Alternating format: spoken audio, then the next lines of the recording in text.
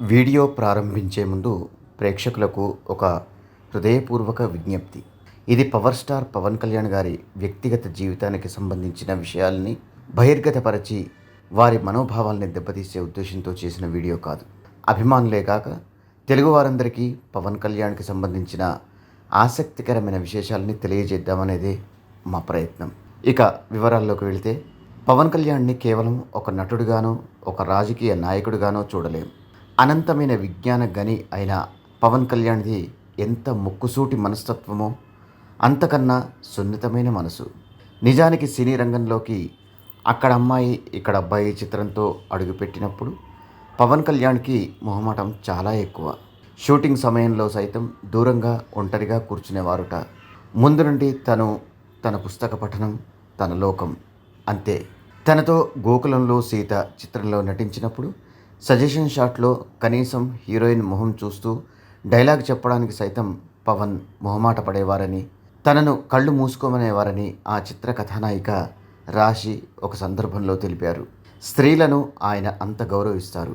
కేవలం సినిమాల విజయాలు అపజయాలతో బేరీజ్ వేయడానికి ఆయన అందరిలాంటి హీరో కారు. నిజ జీవితంలో సైతం పదుగురికి ఆదర్శంగా నిలిచిన సమున్నతమైన శిఖరం. అందుకే విజయాలు ఆయనను ఉప్పొంగిపోయేలా, అపజయాలు కృంగిపోయేలా చేయలేకపోయాయి. సినిమాకి మధ్య గ్యాప్ వచ్చినప్పుడు సైతం అభిమానులే కాక ప్రజలంతా పవన్ కళ్యాణ్ని గుండెల్లో పెట్టుకు చూసుకున్నారు. ఆసక్తికరమైన విశేషం ఏమిటంటే, పవన్ కళ్యాణ్ని హీరోగా కన్నా ఆయన వ్యక్తిత్వానికి ఆకర్షితులై అభిమానించేవారే ఎక్కువ. తమ్ముడు, బద్రి, ఖుషి, అత్తారింటికి దారేది ఇలా ఎన్నెన్నో విజయాల్ని తన ఖాతాలో వేసుకున్నప్పటికీ వాటినే పరమావధిగా ఆయన ఎప్పుడూ భావించలేదు. పుస్తక పఠనం తన ప్రధాన వ్యాపకమైన పవన్ కళ్యాణ్ తను చేయాల్సింది ఇంకేదో ఉందని భావించారు. అన్నయ్య చిరంజీవి స్థాపించిన ప్రజారాజ్యం పార్టీలో సైతం కీలకమైన బాధ్యతల్ని నిర్వర్తించినప్పటికీ ఆ పార్టీ అనుకున్నంతగా పూర్తి స్థాయిలో రూపుదిద్దుకోలేదు. నిజానికి పవన్ కళ్యాణ్ యువరాజ్యం అనే విభాగాన్ని ప్రారంభించి తద్వారా తన అభిమానుల్ని ఉత్తేజితం చేశారు. మొత్తంగా చూసినట్టయితే ప్రజారాజ్యం పార్టీకి కాలం కలిసి రాలేదు. వెండితెరపై ఒక ప్రపంచనమై సాగి తెలుగు హీరోల స్టైల్నే మార్చేసిన చిరంజీవి రాజకీయాల్లో మనుగడ సాగించలేకపోయారు. ప్రత్యర్థులు వేసే ఎత్తులకు పై ఎత్తులు వేయాలంటే ఎన్నో జిత్తులు తెలిసి ఉండాలి. ఎదుటివారు ఏమన్నా పట్టించుకోక ముందుకు సాగే లక్షణం ఉండాలి. బహుశా చిరంజీవిలో ఈ లక్షణం కొరవడినందువల్లే ఆయన రాజకీయాల్లో మనుగడపై పట్టు సాధించలేకపోయి ఉండవచ్చు.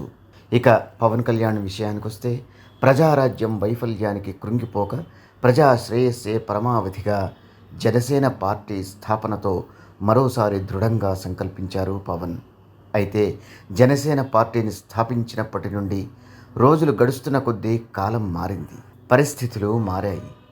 ఆంధ్రప్రదేశ్ రాష్ట్రానికి ప్రత్యేక హోదా సంపాదించేందుకు ప్రత్యక్షంగా పోటీలో నిలబడక మద్దతు పలికినప్పుడు తెలుగుదేశం, భారతీయ జనతా పార్టీలతో జతకట్టిన ఆయన ఆ తర్వాత ఆ పార్టీలతో విభేదించారు. రాను రాను పరిస్థితుల్లో మరింత మార్పులు వచ్చాయి. ఆంధ్రప్రదేశ్లో జగన్ అధికారంలోకి వచ్చాక ముఖ్యంగా టీడీపీపై కక్ష సాధింపు ధోరణులు పెరిగిపోయాయి. ఈ క్రమంలో తెలుగుదేశం పార్టీ అధినేత నారా చంద్రబాబు నాయుడు జైలుకు వెళ్ళక తప్పలేదు. ఆ సమయంలోనే పవన్ కళ్యాణ్ జైలుకెళ్ళి ఆయనకు అండగా నిలబడ్డారు. అయితే ఈ క్రమంలో పవన్ కళ్యాణ్ ఎన్నో ఎదురు దెబ్బలు తిన్నారు, మరెన్నో అవమానాలు, ఇంకెన్నో అడ్డంకుల్ని ఎదుర్కొన్నారు. అన్నింటినీ అధిగమిస్తూ ముందుకు సాగారు. ప్రత్యర్థులు వ్యక్తిగత విషయాల్ని సైతం ఎత్తి చూపి హేళన చేస్తుంటే అన్నింటినీ దిగమింగారు పవన్ కళ్యాణ్.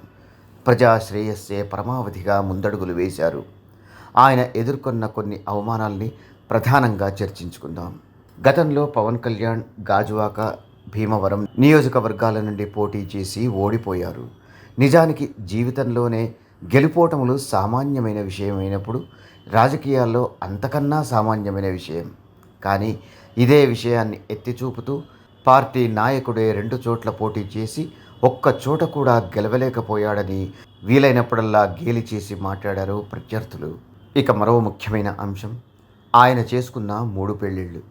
ఈ విషయమే సాక్షాత్తు నాటి ఆంధ్రప్రదేశ్ ముఖ్యమంత్రి వైఎస్ జగన్మోహన్ రెడ్డి పదే పదే ప్రస్తావించారు. ఏదేమైనా తెలుగుదేశం, భారతీయ జనతా పార్టీలతో జతకట్టి పోటీ చేసిన 21 శాసనసభ నియోజకవర్గాల్ని, 2 లోక్సభ నియోజకవర్గాల్ని కైవసం చేసుకున్నారు జనసేనాని పవన్ కళ్యాణ్. ప్రతిపక్షాల గోబ గుయ్యమనేలా ఆంధ్రప్రదేశ్ రాష్ట్ర మంత్రిగా ప్రమాణ స్వీకారం కూడా చేశారు ఆయన. ఈ నేపథ్యంలో ఒక్కసారి పవన్ కళ్యాణ్ వ్యక్తిగత జీవితంలోని వివరాల్ని పరిశీలిద్దాం. 1997 సంవత్సరం మే నెలలో విశాఖపట్నానికి చెందిన నందినిని పెళ్లి చేసుకున్నారు పవన్ కళ్యాణ్. అప్పటికి 28 ఏళ్ల వయసున్న ఆయన గోకులంలో సీత సినిమాలో నటిస్తున్నారు. నందిని 19 ఏళ్ల వయసులో ఉన్నారు. కానీ భార్యాభర్తలిద్దరి మధ్య మనస్పర్ధలు తలెత్తడంతో 2008 సంవత్సరం ఆగస్టులో విడాకులు తీసుకున్నారు. ఈ నేపథ్యంలో పవన్ కళ్యాణ్ నందినికి 5 కోట్ల భరణం కూడా ఇచ్చారు. పూరి జగన్నాథ్ తొలి చిత్రమైన బద్రిలో నటిస్తున్న సమయంలో, అంటే 2000 సంవత్సరంలోనే ఆ సినిమాలో ఒక కథానాయికగా నటించిన రేణు దేశాయ్తో పవన్ సహజీవనం చేశారు. ఈ నేపథ్యంలో రేణు దేశాయ్, పవన్ కళ్యాణ్ దంపతులకు 2004 సంవత్సరం ఏప్రిల్ 8వ తేదీన అకీరానందన్ జన్మించాడు. నందినితో విడాకులు మంజూరైన తర్వాత 2009 సంవత్సరం జనవరి 28వ తేదీన రేణు దేశాయ్ని పెళ్లి చేసుకున్నారు పవన్. అప్పటికి పవన్ కళ్యాణ్ వయసు 40 ఏళ్ళు. 2010 సంవత్సరం మార్చి 23వ తేదీన రేణు పవన్ దంపతులకు ఆద్య జన్మించింది. కేవలం 3 ఏళ్ల వ్యవధి తర్వాత, అంటే 2012 సంవత్సరంలో పవన్, రేణు విడిపోయారు. ఇక తీన్మార్ చిత్రంలో ఒక పాటలో తనతో కలిసి నటించిన అన్నా లెజినోవాను 2013 సంవత్సరం సెప్టెంబర్ 30వ తేదీన పెళ్లి చేసుకున్నారు. అప్పుడు పవన్ వయసు 45 సంవత్సరాలు. 2013 సంవత్సరం మార్చి 25వ తేదీన ఈ దంపతులకు పొలెన అంజనా పవనోవా జన్మించింది. ఆ తర్వాత 2017 సంవత్సరం అక్టోబర్ 10వ తేదీన మార్క్ షెనన్ పవనోవిచ్ జన్మించాడు.